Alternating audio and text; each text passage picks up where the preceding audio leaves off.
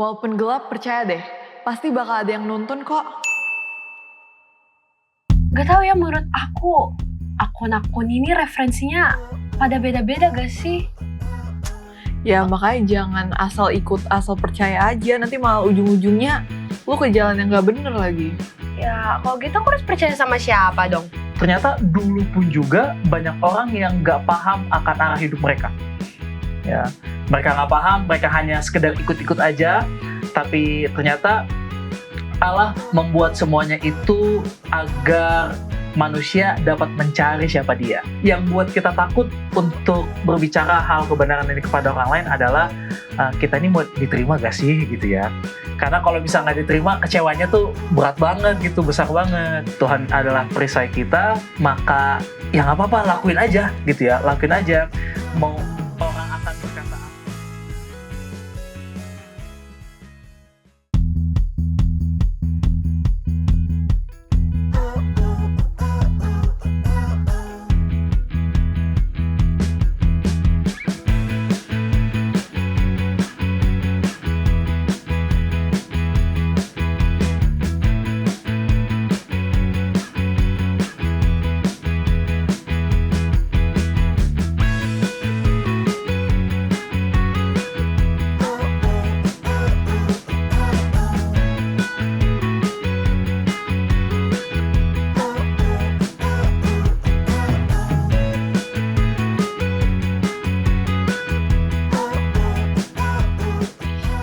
Bingung deh, coba kalian lihat nih. Gak tau ya, menurut aku, akun-akun ini referensinya pada beda-beda gak sih? Ya makanya jangan asal ikut, asal percaya aja, nanti malah ujung-ujungnya lu ke jalan yang gak bener lagi. Ya kalau gitu aku harus percaya sama siapa dong? Ya udah ikut gue aja sini, gue kan gak pernah gak bener. Aduh, ogah banget ya, skip dulu. Sekalian ini, tau gak sih, kadang itu kita tuh butuh arah, kita gak cuma butuh pilihan. Di Alkitab juga dijelasin, kalau di hidup ini tuh kita butuh tuntunan. Apalagi di situasi hidup yang gak gampang kayak sekarang. Ya sih. Kayak dengerin. di pelajaran kita, kayak yang ketiga ini, judulnya Cahaya Penuntun. Kita tuh bisa baca di Mazmur 119 dan di Matius 10. Nah, kayaknya aku penasaran deh sama ceritanya. Soalnya dari judulnya aja tuh udah menarik nih, Cahaya Penuntun. Gimana Iya kalau kita sih. masuk dulu ke Boleh. pelajarannya? Boleh. Tapi buat teman-teman yang belum punya buku Cornerstone, kalian bisa kontak Sosmed Hub Channel atau komen ya. Nah, kalau gitu kita masuk aja gak sih Iya, ke dalam cerita? Penasaran kan? Kan kamu penasaran Iya, kan? penasaran. Iya, yaudah, berarti Karena kita penasaran, gimana kalau aku dulu yang baca? Ya deh, boleh. Firman-Mu itu pelita bagi kakiku dan terang bagi jalanku. Tetapi waspadalah terhadap semua orang karena ada yang akan menyerahkan kamu kepada majelis agama dan mereka akan menyesahkan kamu di rumah ibadatnya. Dan karena aku, kamu akan digiring ke muka penguasa-penguasa dan raja-raja sebagai suatu kesaksian bagi mereka dan bagi orang-orang yang tidak mengenal Allah. Apabila mereka menyerahkan kamu, janganlah kamu khawatir akan bagaimana dan akan apa yang harus kamu katakan. Karena semuanya itu akan dikaruniakan kepadamu pada saat itu juga. Karena bukan kamu yang berkata-kata, melainkan Roh Bapamu. Dia yang akan berkata-kata di dalam kamu. Orang akan menyerahkan saudaranya untuk dibunuh, demikian juga seorang ayah akan anaknya. Dan anak-anak akan memberontak terhadap orang tuanya dan akan membunuh mereka. Dan kamu akan dibenci semua orang oleh karena namaku. Tetapi orang yang bertahan sampai pada kesudahannya akan selamat. Ternyata kali ini singkat ya. Tapi banyak pelajaran kayaknya yang bisa kita ambil. Pasti sih. Ya kan? Jadi gimana? Jadi di awal bacaan ini tuh ada gambaran sederhana tapi dalam banget. Jadi tuh firman Tuhan itu seperti diibaratkan seperti pelita dan terang. Pelita itu kayak lampu kecil yang cukup buat langkah kita satu persatu ke depannya dan bukan langsung yang terang semua gitu loh. Jadi kayak bertahap gitu. Nah artinya Tuhan menuntun kita pelan-pelan, gak langsung gitu, sesuai langkah yang kita jalani. Dan terang bagi jalan juga berarti hidup ini sebenarnya penuh arah, tetapi kita tuh sebenarnya butuh sesuatu yang bisa menunjukkan mana yang benar. Jadi gak langsung kita lihat hasilnya, tetapi pasti kita akan mengalami tahapan atau proses-proses itu. Ada peringatan juga kalau kedepannya orang-orang yang percaya kepada Tuhan tuh bakal menghadapi tekanan dan diserahkan kepada pemimpin agama untuk mengalami kekerasan. Terus nanti juga bakal dibawa ke penguasa dan raja. Dan semua itu bukan karena mereka salah, tapi justru karena mereka hidup sesuai dengan apa yang benar. Tapi di tengah situasi itu tuh ada satu hal penting yang perlu kita tahu. Kalau mereka tuh nggak perlu takut soal apa yang harus dikatakan. Karena pada saat itu mereka akan diberikan kata-kata yang tepat. Bahkan dijelasin juga kalau yang berbicara nanti bukan hanya mereka, tapi ada juga Roh Tuhan yang bekerja di dalam mereka. Ternyata ini juga menunjukkan bahwa tekanan itu kayaknya bukan cuma dari luar, tetapi juga bisa dari kayak orang-orang terdekat kita. Kan kita nggak tahu, siapa tahu kalian yang malah menyesatkan aku. Kan we never know kan. Selain itu kayaknya ada orang-orang yang hidup yang benar tapi dibenci oleh banyak orang. Mungkin karena hanya mereka mengikuti Tuhan. Tapi aku yakin di tengah semua itu pasti ada gambaran tentang orang yang tetap bertahan. Bukan yang paling kuat, tetapi siapa yang paling bertahan sampai akhir. Walaupun kayaknya situasinya kelihatan berat banget ya. Kayaknya karena mirip kayak kondisi aku kayaknya yang banyak referensi yang berbeda-beda. Jadi aku harus bingung pilih yang mana. Bener banget lagi. Ini relate sih di kehidupan kita sekarang. Ya sih, benar. Tapi kayaknya cerita ini bakal lebih menarik lagi kalau kita bisa tahu fakta-fakta aslinya deh. Gimana kalau kita langsung masuk aja ke dalam Profesor Corner dalam segmen Apakah Kamu Tahu? Tahukah kamu, ada sebuah survei di Amerika pada tahun 2008 menunjukkan bahwa 84% orang menganggap Alkitab sebagai buku yang suci. Ada buku lain seperti Al-Quran, ada 4%, Book of Mormon ada 3%, dan Taurat ada 2%. Jauh lebih sedikit. Tapi menariknya, bahkan 38% orang yang bukan Kristen juga menganggap Alkitab itu adalah buku yang suci. Perempuan ada 90% lebih banyak yang menganggap Alkitab suci dibandingkan laki-laki. Ada 78%. Orang yang lebih tua lebih banyak menghargai Alkitab dibandingkan anak muda, terutama pada umur 18-23 tahun. Mereka hanya sekitar 67%. Jadi, banyak orang yang menganggap Alkitab itu penting. Tetapi, tingkat penghargaannya itu berbeda-beda, tergantung pada usia dan latar belakang.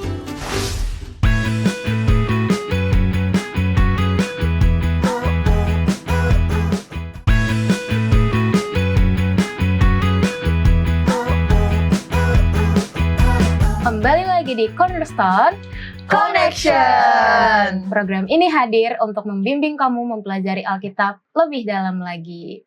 Jadi sekarang kita udah sama Pendeta Andreas Tambunan. Shalom, Pendeta. Shalom. Gimana kabarnya Pak Pen? Puji Tuhan, sangat-sangat baik. Kalian gimana sehat. kabarnya? Kami juga puji Tuhan sehat banget. Sehat. Sehat gak kamu? Sehat. Kamu sehat juga? Sehat. Kita semua sehat. Sehat Sehat semua. juga dong Pendeta. Oke Pendeta, jadi sekarang ini kita di pelajaran ketiga, judulnya Cahaya Penuntun. Ayat intinya bisa kita baca di Mazmur 119 ayat 105. Firman-Mu itu pelita bagi kakiku dan terang bagi jalanku. Ayat klasik ya ini berarti. Iya, jadi dari pelajaran ini tuh Pendeta aku punya satu pertanyaan. Gimana sih cara kita benar-benar menjadikan kalau firman Tuhan itu sebagai arah hidup, bukan cuma sekedar tahu? Oh, udah pertanyaan ya? Udah. Itu masih banyak Harus pertanyaannya. Iya, jadi berdasarkan pelajaran kita di pelajaran yang ketiga merupakan satu pelajaran yang menceritakan Wycliffe, ya John Wycliffe itu sendiri. Tapi dalam pelajaran kita pun juga mengatakan bahwa gimana sih kita ini tahu arah hidup itu bukan hanya sekedar ngekor gitu istilahnya. Nah ternyata perlu kita pahami bersama-sama bahwa mencari Tuhan itu kan bukan pada saat teman-teman Cornerstone pada saat belajar Cornerstone aja gitu ya, atau enggak pada saat datang ke gereja ya. Maka daripada itu hamba Tuhan bahkan dalam pelajaran kita pada saat ini mengatakan bahwa ternyata dulu pun juga banyak orang yang nggak paham akan arah hidup mereka ya. Mereka nggak paham, mereka hanya sekedar ikut-ikut aja, tapi ternyata Allah membuat semuanya itu agar manusia dapat mencari siapa dia, gitu ya. Jadinya ternyata kita harus pahami bahwa untuk cari Tuhan itu sama kayak lagi apa istilahnya ya, cari harta. Ya, kalau cari harta yang terpendam kan biasanya dikulik sampai dalam gitu ya, dikeruk sampai Iya, dalam. Benar. Ya, dicari sampai dapat intinya. Ya, nah ternyata begitu juga dengan pada saat kita mau cari arah hidup kita, menjadikan firman Tuhan sebagai penuntun kehidupan kita, terutama bagi anak-anak Cornerstone dimanapun kita berada. Kalau misalnya kita ingin tahu bagaimana tujuan kehidupan kita saat ini, maka yang paling utama adalah baca firman Tuhan dulu. Ya, jangan nanti pada saat bangun pagi yang dicari HP. Tuh, Gafri. Nggak jadi. Aku ya nggak tahu Nggak ya. kalau Ya, jadi jangan langsung gadgetnya gitu ya, atau mungkin ditunggu teks pacarnya kan, ini udah bangun belum beb gitu kan. Ya, tapi bukan itu ya. Tapi yang dicari pertama adalah cari Tuhan terlebih dahulu. Pada saat kita sudah cari Tuhan, maka kita pun juga baca firman Tuhan, bukan hanya sekedar tahu aja, tapi kita paham akan isinya. Karena banyak orang yang baca, ya kalau kayak tadi ya, pelajaran sebelumnya kita baca Follow the Bible, lalu akhirnya cuma baca aja, akhirnya nggak tahu isinya. Ya, jadi kayak sekedar lewat gitu aja. Nah, ternyata penting bagi kita pada saat baca firman Tuhan, baik itu pasal atau pasal, ayat per ayat, kita baca, kita pahami, kita gumuli, lalu kita doakan kembali. Nah, pada saat itulah kita akan tahu bahwa ternyata firman Tuhan itu bisa menjadi penuntun arah hidup kita. Jadi supaya firman Tuhan itu jadi arah hidup kita tuh, kita emang harus memahami betul-betul ya. Kita Iya. harus mengulik lebih dalam lagi. Betul, kayak, jadi iya. daily life-nya kita. Iya, benar-benar. Nah, pendeta, kalau misalnya nih suatu saat kita ditekan karena iman, nah gimana sih caranya supaya kita tetap bisa berani tanpa ada rasa takut yang berlebihan? Iya, emang takut ya kalau ditekan ya? Ya, Ditekan. Bukan dibungkam ya. Oh. Enggak ya. Jadi ternyata gimana sih kalau satu saat kita nih karena iman yang kita pegang saat ini akhirnya takut gitu ya, apalagi zaman sekarang kalau kita ngomong tentang keimanan kita kayak seakan-akan jadi pembelot gitu atau pemberontak gitu istilahnya. Apalagi zaman kita pada saat ini bukan semakin baik. Nah, bagaimana caranya kita untuk tidak takut berlebihan? Maka pelajaran kita menjelaskan bahwa Wycliffe sendiri, dia ini juga ditekan sebenarnya. Ya, dia ini ditekan oleh banyak pihak, bahkan sampai ke pemerintahan sekalipun. Ya, jadi pembawaannya, bahkan semua hal pembelajaran dari firman Tuhan yang dia kulik lebih dalam, ternyata buat dia itu jadi tertekan. Tapi satu hal yang luar biasanya adalah bahwa meskipun dia ditekan oleh karena banyak pihak, bahkan dari pemerintah sekalipun, dia nggak merasa hilang. Ya, dia nggak merasa bahwa dirinya ini nggak ditolong. Ya, kalau kita buka dalam Kejadian, ini dia kitab ya, Kejadian pasal 15 ayat yang pertama. Nah, boleh buka Alkitab kita ya. Kejadian 15 ayat yang pertama. Boleh ada bantu pendeta. Kejadian 15 ayat Ayat 1. 1. Ya. Kemudian datanglah firman Tuhan kepada Abram dalam suatu penglihatan, "Janganlah takut Abram, akulah perisaimu, upahmu akan sangat besar." Nah, ini dia. Ternyata yang membuat Wycliffe pun sendiri semakin kuat, nggak takut, adalah bahwa pada saat dia baca, oh ternyata Tuhan itu adalah perisai kita. Nah gitu, jadi terkadang yang buat kita takut untuk berbicara hal kebenaran ini kepada orang lain adalah kita ini mau diterima gak sih gitu ya. Karena kalau bisa nggak diterima, kecewanya tuh berat banget gitu, besar banget. Nah tapi di sini pelajaran kita mengatakan, jangan takut, Tuhan adalah perisai kita, maka ya nggak apa-apa, lakuin aja gitu ya, lakuin aja. Mau orang akan berkata apa, kita tetap berada dalam kebenaran, maka iman itu pun juga akan semakin kuat, akan semakin bertumbuh. Karena sama seperti pelaut yang di laut yang tenang, kan nggak akan bertumbuh ya. Tapi kalau misalnya dia di laut yang banyak badainya, pasti dia akan belajar, oh gimana sih cara bertahan segala macam. Nah begitu juga dengan pertumbuhan iman kita. Terima kasih pendeta. Sama-sama. Kayak ngomong-ngomong tentang bertahan, tadi kan pendeta mention, apa arti bertahan sampai akhir dalam kehidupan kita? Apakah maksudnya apa tujuan kita untuk bertahan gitu sampai akhir? Karena mungkin di kehidupan kita ini kan lagi penuh distraksi, penuh tekanan gitu kan pendeta. Jadi apa nih artinya?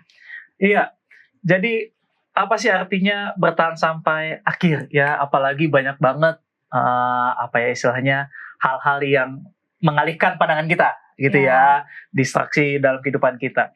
Nah, maka kalau dikatakan bertahan sampai akhir sama kayak ada yang pernah ikut maraton nggak? Maraton lagi. Maksudnya lari yang fun run gitu. Pernah deh. Ya kan lari yang pernah ya? BGBK. Apa kayak pernah ikut ya? Kan pasti semuanya ada persiapan, betul ya? Ya benar-benar. Berapa kilo waktu itu? 3 kilo kok nggak salah. 3 kilo pasti ada ya. Keren banget. Ada yang 3, ada yang 5, ada yang half marathon segala macam. Nah, itu ya ada yang 500 meter nggak sanggup. Ini si Kak Gav aja 500 meter belum sampai, kayaknya langsung bisa gitu ya. Kalau kamu nggak pernah? Aku 1 kilometer kayaknya udah selesai, udah capek. Capek juga. Ya, jadi ternyata pelajaran kita mengatakan bahwa bertahan sampai akhir itu sama seperti kalau kita lagi ikut perlombaan lari. Ya, apalagi yang jaraknya cukup jauh. Ada mungkin hanya 100 meter udah capek. Aduh, istirahatlah, minum gitu ya. Ada yang mau coba ikut 3 km kayak tadi gitu ya, 3 km. Keren banget sih. Atau di atasnya daripada itu, ya dia coba lari 1 kilometer pertama masih bisa. Ya, kilometer kedua udah mulai ragu nih. Aduh, udah mulai berat nih kaki nih. Ya, pikiran udah mulai kacau. Ya, tapi ingat bahwa yang menjadi tujuannya adalah apa sih yang mau dia sampai di akhirnya. Ya, nah makanya perlu kita pahami bersama-sama bahwa pelajaran kita menegaskan bahwa ternyata untuk bertahan sampai akhir itu harus ada goals-nya. Ya, bertahan sampai akhir itu harus ada goals-nya. Nah, goals kita pada saat ini adalah bagaimana kita dapat mencapai satu kesatuan di dalam Kristus. Meskipun kayaknya di lingkungan kita tuh kayaknya gelap banget gitu ya. Kayaknya nggak ada nih hal-hal yang baik. Ya, kayaknya di lingkungan kita kayaknya nggak ada yang bisa good influence buat kita. Tapi jangan akhirnya kita jadi ikut-ikutan jadi bad influence, tapi justru kita jadi good influence bagi sekitar kita. Karena sekecil apapun terang ya di dalam kehidupan kita, itulah akan menuntun kepada orang banyak. Begitu juga dengan Tuhan. Tuhan kita pun juga di atas muka bumi ini, dia hanya sendiri awalnya. Orang benci sama dia.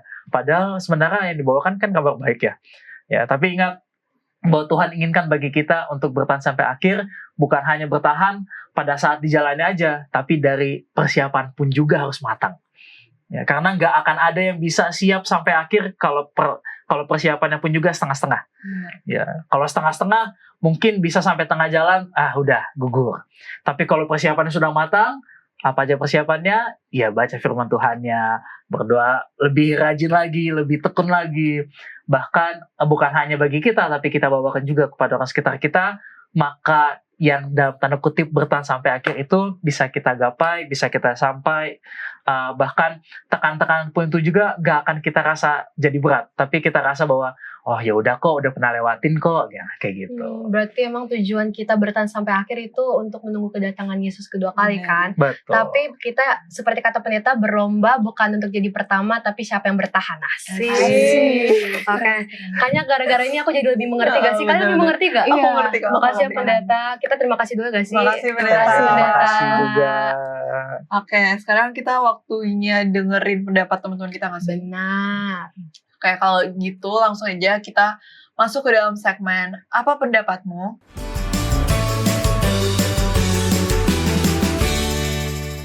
Perkenalkan, nama saya Ishak Putra Alkaris, berasal dari gereja Tangerang Palem Semi. Perkenalkan, nama saya Nathanael Raditya Putra Satrio, bisa dipanggil Nathan. Saya dari Jemaat Cilduk Reo. Nama saya Joyce Alfrida Situmorang dari Fire and Serajak. Oke, perkenalkan nama saya Lianita Yosya Fatahila Situmorang, asal dari Rajak Club Fire and.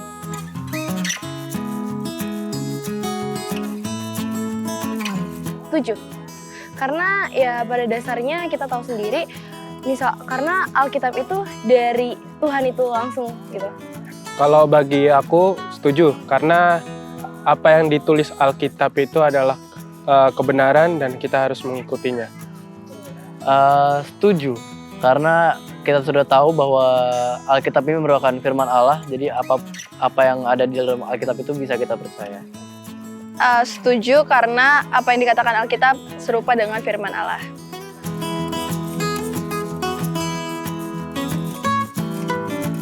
Setuju, karena kehidupan sehari-hari kita berlandaskan dari Alkitab.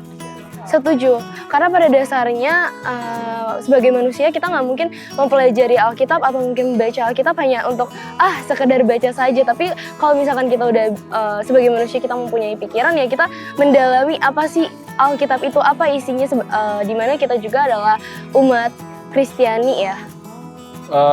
Setuju, karena setiap kita mempelajari Alkitab pasti harus mempelajarinya terlebih dahulu dan tidak asal menangkap poin yang sederhana baru dilakukan, tapi kita harus pelajari dulu apa maknanya. Setuju, karena kita yakin dan percaya juga setiap kita membaca Alkitab harus dilakukan dengan serius. Karena jika kita membaca Alkitab dengan tidak serius, mungkin kita ngantuk atau tidak fokus. Mungkin bisa saja itu apa yang sudah kita baca, firman Tuhan itu tidak dimasukkan dalam otak kita, dan kita juga harus merefleksikannya dengan cara untuk mengaplikasikannya dalam hidup kita. Kita membaca Alkitab yang kita memberitahu firman-firman itu pada orang lain.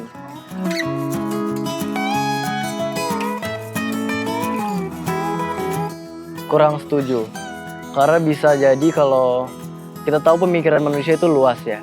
Jadi misalnya kalau dia membaca sebuah ayat dan dia menggunakan pengertiannya sendiri, mungkin bisa saja itu beda dengan apa yang dimaksud sebenarnya dari Alkitab itu sendiri. Tidak setuju, karena seharusnya ditafsirkan sesuai dengan apa yang diajarkan oleh Alkitab ataupun para ahli. Tidak, karena jika mereka menafsirkannya sendiri bisa saja itu salah. Karena kan manusia itu pikiran berbeda-beda. Kita bisa cari info yang lain atau kita bisa lihat pandangan-pandangan dari orang lain, tidak bisa menafsirkannya langsung dari diri kita sendiri. Itu tentu tidak, karena menafsirkan Alkitab membutuhkan bimbingan seperti pendeta supaya dapat memahaminya. Tidak bisa dengan pemahaman kita sendiri.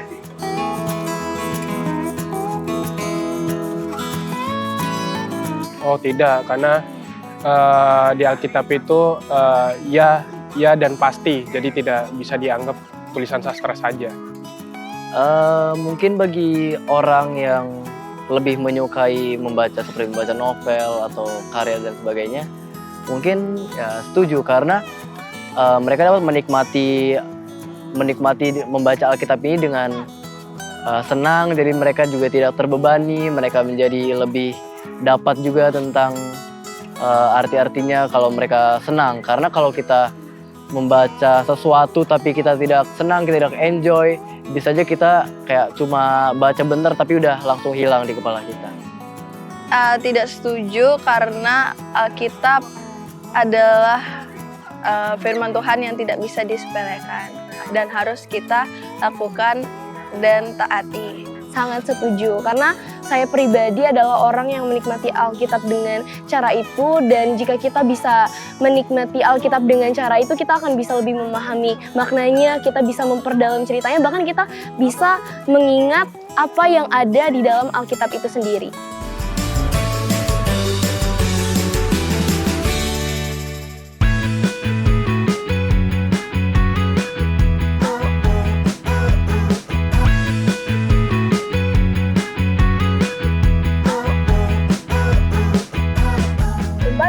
Cornerstone Connection. Kita udah denger nih pendapat teman-teman kita dalam segmen Apa Pendapatmu. Tapi kayaknya kali ini kita gak sih yang harus kasih pendapat Iya dong, kita. pasti. Boleh deh kayaknya. Kalian setuju atau tidak setuju gak ketika orang membaca Alkitab? Coba dari Katia mungkin. Kita mau pertanyaan yang mana, Sam? Kayaknya yang nomor 1 gak sih yang paling seru tadi? Boleh. Kalau kita udah baca Alkitab tuh harusnya kita percaya dan mengikuti apa yang dikatakan Alkitab. Kalau dari aku pribadi sih aku setuju ya. Karena itu kan firman Tuhan ya. Jadi ya menurut aku udah benar. Itu jadi arah hidup aku. Kalau menurut aku juga udah benar sih. Kalau kamu udah benar, apalagi aku berarti udah tentunya setuju dong. Ya apalagi pendeta ya. Empat setuju berarti ya. Setuju. Tapi mungkin apa inti dari ini Papa, pelajaran kita? Oh, satu-satu enggak jadinya. Oh. Tapi menurut pendeta juga tadi pas ngeliat tuh kayaknya yang nomor 7 tuh kalau misalnya waktu baca Alkitab maka mereka seharusnya menikmati dengan sebagai catatan sejarah tuh kayaknya Benar. salah. Ya karena nggak hanya sebagai catatan sejarah aja, tapi Iya. juga kita memahami dan melakukannya juga Benar. sebenarnya. Oh. Benar, aku juga setuju apa yang Aku juga setuju sih sama opini Aku Iya, juga kalian setuju tadi. kalau gitu. Setuju semua jadinya. Kalau begitu inti dari Karena pelajaran kita udah di ujung dari episode kita, pelajaran kita yang ketiga nih, kita pasti mau denger kan kesimpulan dari pelajaran kita. Benar. Mungkin pendeta bisa kasih kesimpulan serta mungkin nanti bisa didoakan juga pelajaran kita. Oke, baik. Menjadi satu kesimpulan di pelajaran kita di pelajaran ketiga dengan judul Cahaya penuntun. Cahaya Penuntun. Untung ya, connect ya semua ya. Ya, jadi pelajaran ini adalah menceritakan bagaimana menjadikan Alkitab yang kita punya menjadi satu sarana bagi kita untuk dapat mengubah akan kehidupan kita. Jadi Alkitab yang kita punya itu bukan hanya sebagai buku yang akan kita taruh jadi pajangan di rumah, tapi justru di pelajaran ketiga, Wycliffe sendiri mengatakan bahwa Alkitab bisa menjadi satu kuasa yang mendidik dan juga mengubah. Kalau misalnya Alkitab bisa mengubah saya, begitu juga dengan Alkitab bisa mengubah teman-teman Cornerstone dimanapun kita berada. Mengapa? Karena Alkitab merupakan cahaya penuntun yang dimana Tuhan telah berikan bagi kita. Kalau tadi ayat inti sudah dikatakan bahwa firman Tuhan adalah pelita bagi kaki kita dan juga terang bagi jalan kita, maka penting bagi kita untuk mencari jalan keluar dari kegelapan yang kita dapatkan pada saat ini. Kalau misalnya teman-teman Cornerstone masih merasa bahwa kok hidup saya begini-begini aja ya, kok saya nggak merasa berkembang ya, ternyata ada hal yang harus kita ubah, ada hal yang harus kita gapai. Salah satunya adalah mencari akan terang itu. Terang itu nggak akan bisa kita dapatkan kalau kita nggak mencari akan terang itu. Terang itu nggak akan kemana-mana, tapi terang itu harus kita cari ya, dimanapun itu, di sudut-sudut, mau dimanapun harus kita cari. Kenapa? Kalau misalnya gelap akan mata kita, maka jalan kita akan terantuk gitu ya. Istilahnya adalah akan tersandung. Tapi kalau misalnya kita mendapatkan cahaya untuk menerangi segala kehidupan kita, jalan kita, bahkan dalam proses kita menuju surga, maka betullah bahwa Alkitab adalah salah satunya firman Tuhan yang akan mengubah kehidupan kita untuk dapat menjadi satu karakter sama seperti Kristus. Amin. Oke, terima kasih pendeta atas kesimpulannya. Mungkin untuk menutup episode kita pada pelajaran ini, mungkin pendeta boleh doakan teman-teman yang ada di rumah dan kita juga yang ada di studio, khususnya pelajaran yang sudah tadi kita bahas. Oke, mari kita bersatu dalam doa. Tuhan Allah, Bapa kami yang bertata dalam kerajaan surga, kami mengucap syukur dan berterima kasih untuk segala pelajaran Cornerstone di pelajaran yang ketiga. Bagaimana Engkau telah memberikan bagi masing-masing kami bahwa Alkitab yang kami punya pada saat ini adalah berasal daripada Tuhan dan cahaya yang akan menuntun kepada Tuhan dalam kehidupan kami. Meskipun pada saat ini kami masih dalam keadaan yang gundah gulana, bahkan bisa dikatakan jauh daripada Tuhan. Kiranya Engkau berkati seluruh anak-anak Cornerstone dimanapun kami berada, bahkan kami pun juga dalam studio, dapat Engkau pertambahkan iman, kerohanian kami, bahkan lebih giat lagi untuk mencari Tuhan lewat membaca akan firman Tuhan. Terima kasih banyak ya Allah Bapa untuk segala kasih setia Tuhan, karena kami alaskan doa ini dalam nama Tuhan Yesus kami berdoa. Amin. Amin. Jadi dari pelajaran itu kita tahu ya kalau Alkitab itu harus dibaca, dipahamin, cahaya itu harus kita cari. Jadi semoga Samantha, Gav, dan teman-teman di rumah juga semoga kita semakin rajin baca Alkitab, semakin rajin mencari cahaya yang bakal menuntun arah hidup kita. Amin. Sampai ketemu lagi teman-teman yang selalu setia mencari dan belajar firman Tuhan melalui Cornerstone Connection.